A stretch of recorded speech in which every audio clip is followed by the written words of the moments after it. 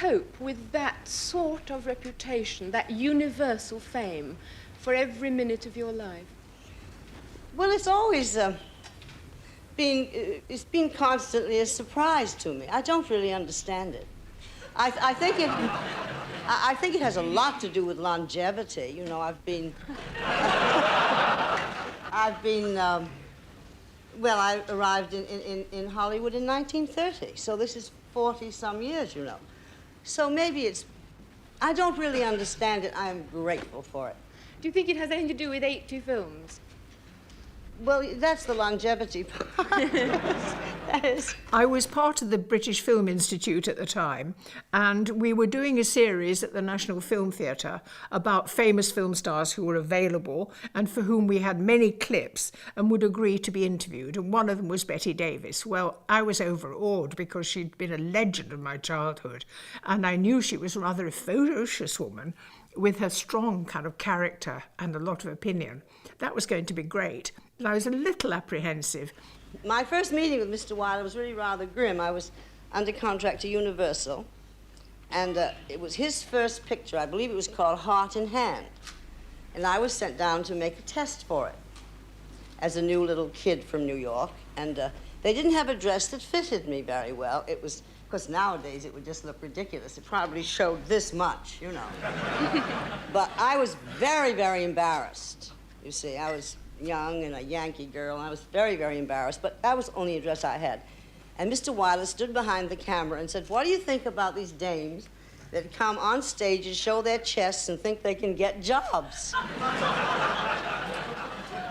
Well, I'm not a very vengeful person, but this I never forgot. She was absolutely fantastic. She took a great deal of trouble. She got Max Factor to open up on a Sunday morning so that they could give her a complete facial and turn her out looking at her very best. She was wearing Dior and beautiful diamonds. She was perfectionist in terms of how she presented herself. And so, of course, when she came to talk, she made a great effort to be both fluent and informative.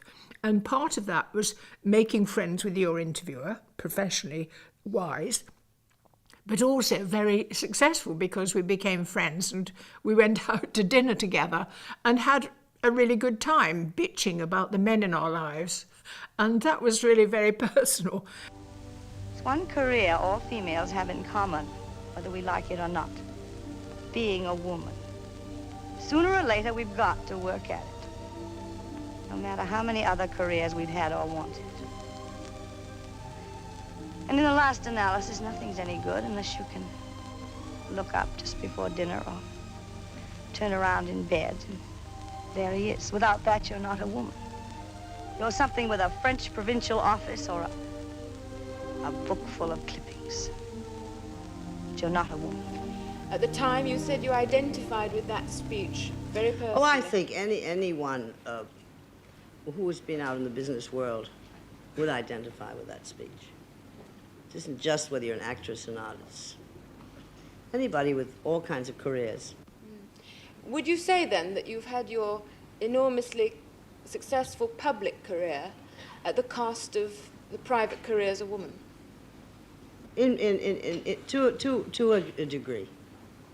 I've been fortunate that I had children. You know, it's been really the loveliest part of my life, personally.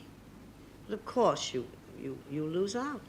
We got on extremely well. She was really preoccupied with doing a very good job, and she knew that I had that interest in as well, and she knew that we were collaborating, as it were, one actor with another actor, and we both played together well, and she appreciated that. She could see that to some extent I had the professionalism she could respect, and of course I adored what she had to say because she was both fluent and witty, gracious, glamorous, everything you could wish. I thought I was fairly attractive till I got to Hollywood, but I didn't for very long. You know. But you did have to fight off all their attempts to glamorize you in their terms. Oh, yes. Hepburn, Margaret Sullivan, and I were the three who really fought it. You know, although when I went to Warner's, they made me, you know, really bleach my hair. And I knew it was going to limit me the part, so I snuck down one day and had it, you know, put back the ash blonde hair I'd always had. And 1 year later, Mr. Wallace sent for me and said, "You've had your hair re-dyed." 1 year later. He'd never seen it. But if I had gone for permission, he wouldn't have allowed it, you see. And I didn't want to go through life with a very bleached head of hair. She was totally professional from start to finish. She was quite small. She was smaller than me, and I was rather amazed by that.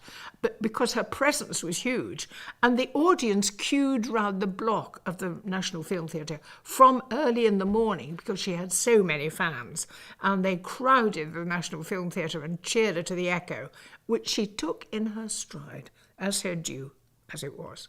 They even suggested changing your name, didn't they? Oh, yes. They wanted to call me Bettina Dawes.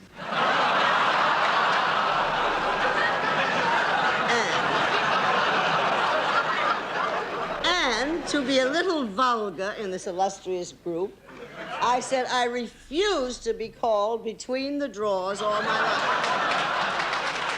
Which I would have. No question. The series at the British Film Institute gave me a chance to meet sort of these legendary figures who'd been such important idols of mine. I mean, Paul Newman, Robert Redford, Burt Lancaster, enormously tall, gracious, gallant to a degree. I remember as we went from the audience to the stage, he put his hand in the middle of my back and led me forward, and I remember thinking, Burt Lancaster touched me. And I was smitten. I mean, I was full of hero worship. I had to bridle that in order to be a sort of serious interviewer, but nonetheless, I think it revealed itself in my attitude, my smiles, my pleasure at their company. And they responded, they were pleased. It was a very relaxing situation. The audience was full of fans. We had wonderful clips from their performances. So the whole series was a huge success. By the time you came to play Philadelphia Story with Hepburn, you'd played with Crawford, Ginger Rogers, Jean Harlow, Claudette Colbert. Fairly formidable ladies, weren't they? Were they difficult to play with? Were they a pleasure? No, they were a joy. All of them. All of them. Not gonna get me into trouble.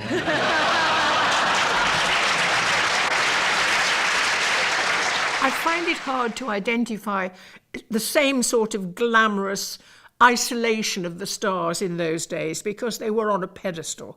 I think today they're much more often photographed with their families by the beach, cycling, wearing jeans and so on. I think it's slightly informal now, and the informality is part of the stardom.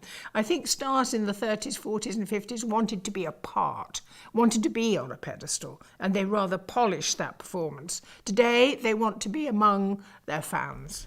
Miss Davis, something I've wanted to ask you for 30 years. To marry you?